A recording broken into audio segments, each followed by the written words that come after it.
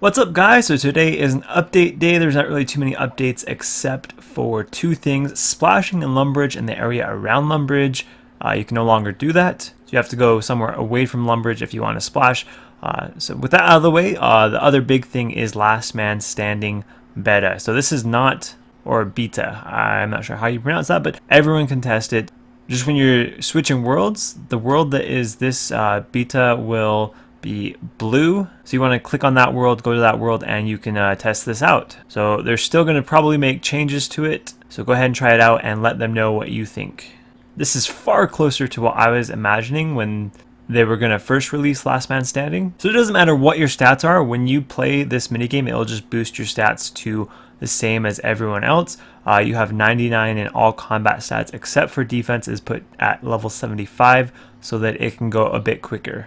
You start out with a loadout of Mystic, Ancient Staff, Spirit Shield, Black D'hide Top, Rune Crossbow, a Whip, Defender, Dragon Dagger, Potions, Shark, and a Rune Pouch with Blood and Ice Barrage runes. And your goal is to kill other people in the arena. There can be, I think, up to 24 players or as little as 4. When you kill someone else, you get a bloody key which you can take to a chest, and it will give you an upgrade in armor or weapons. So you get one roll on an offensive table and one roll on a defensive table when you trade in a bloody key at a chest. So the offensive stuff is weapons like Dragon Claws or AGS or that sort of stuff, and the defensive roll is stuff like a Torag helmet or Carol's leather top or something like that. Also, when you kill someone, it boosts your HP and prayer and everything up to 100%, and it fills your inventory out with food.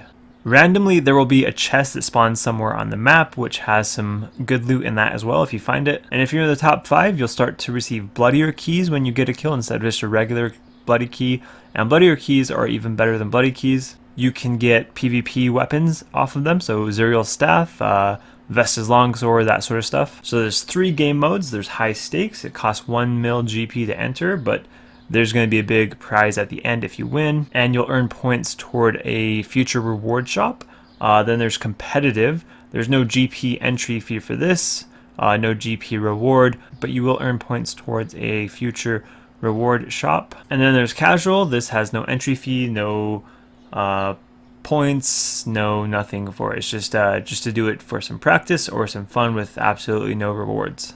So right now the beta is more about the gameplay, so they haven't added in any rewards yet to test. I'm sure they're looking for some more feedback from the community, but they do have some ideas here. So there's a set of armor on Deadman, but since Deadman no longer exists, they're looking for a way to bring that armor back into old school. So that is a potential reward, is Deadman armor, which I think is just a cosmetic. There's no stats on it. Next, they've suggested a Trover Parchment. You can add this to untradeable items, and when you take them past level 20 Wilderness, you won't lose them anymore, but instead you'll lose this Trover Parchment and they'll become broken. So it's kind of like the clue box for clue scrolls, something that saves your untradables. Then they've also suggested some new halos, Zeros, Bandos. They'd be the same stats as the ones from Castle Wars, I think just a different look. Then they suggested some XP rewards for the top 5 players in any competitive game. Those XP rewards would only be combat XP. Then some cosmetics they've suggested, kind of like the capes that you get from raids once you hit certain milestones in the kill count. So once you've gotten a certain amount of wins or something, then you can get a cosmetic for Last Man Standing. The next suggestion is a 3-speed one-handed weapon, which I assume is melee. So that is like magic short bow speed for melee. We already have a couple weapons like that, like the RPG or the slice of ham or something like that, or the ham joint. So they're suggesting putting another one of those as a reward. The next suggestion is a Guthixian icon. Basically, you can put that on a Staff of the Dead and it turns it into a Guthix item that can auto-cast Claws of Guthix, similar to what you do to turn a Staff of the Dead into a Staff of Light, just for Guthix. The next suggestion is Bolas. Anyone who played pre-EOC probably already knows what this is going to do, but it requires 70 range, and when thrown, it binds the player for 10 seconds. It is possible to miss though. The next is Staff of Paralysis. So this is pretty unique, different from what we typically get. So it's a level 70 magic staff. I assume that it performs just like any other staff.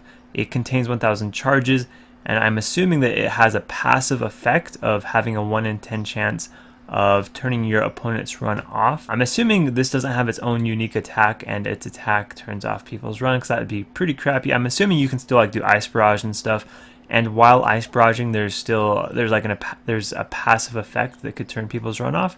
That would make it pretty useful, but if it has its own unique attack, which kind of sucks, then I don't see that being useful at all. Next, they suggest making cosmetic changes to the armor that you start with inside of Last Man Standing.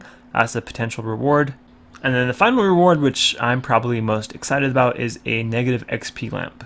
It's just minus 500 XP, and it would be usable on level 50 or below. As this states here, these lamps could potentially be used to remove XP awarded from quests, increasing range of account builds possible for PKing. This would open up a range of exciting possibilities to shake up PvP. So that's something that I'm really interested in, and hopefully it passes and actually comes into the game. You could see new Obby Maul builds with like Barrows gloves and stuff. You could see new Pure builds. I mean, there's just so many things that could change, and it really would shake up PvP a lot. And I wouldn't say in a bad way. So with all of that stuff out of the way, I'm going to go ahead and give my kind of review of what I think of how the minigame is going right now, and if I have any suggestions. I found it to be really fun and kind of the sort of minigame I would expect if it was going to be a hybrid minigame or a PvP minigame.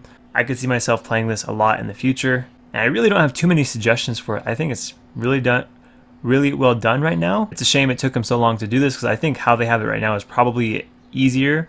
It would have been easier for them to make it as it is now instead of how they had it before in the first place, and it's better to play it this way anyway, so it sucks that it took them this long to get to this point. And really the only one suggestion I have is having some sort of a rating system or elo system and matching you with players similar to your rating. As it stands now, there's a very big difference in skill between all the players. I haven't PK'd really in a long time now, probably half a year at least, since I did much hybriding, and that was on a pure, so as far as main breeding, it's been a very long time. And yet there's still people that I was just squashing because they're completely new to it and don't know what they're doing.